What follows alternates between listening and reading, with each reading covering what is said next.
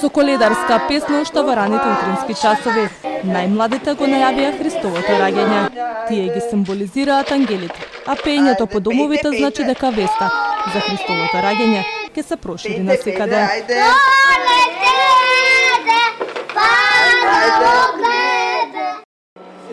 Бедниковата поворка и песната Вечниот Бог удакнуваше насекаде широм земјата.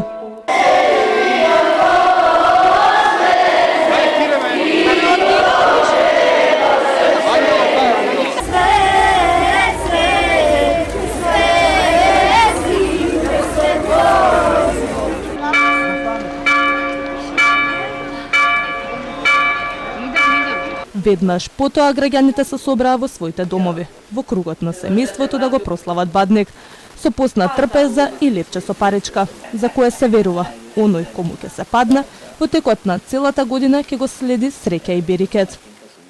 Па имаме гравче обавезно, риба, сарма, постна, туршија, кој што има. Све што е постно е, например, добродојдено за трпезата. Треба да има оревчиња, треба да има костени, овошје, бадниковото дрво секогаш треба на трпезата да ни биде присутно, гранчињата.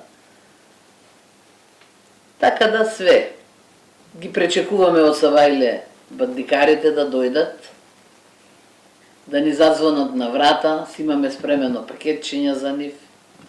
Така да тоа е символично да го прославиме во кругот на семејство.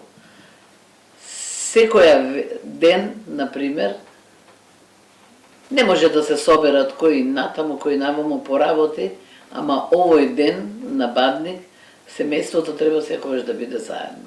А празникот не поминува и без пофалби на социјалните мрежи, кај кога се паднала паричката.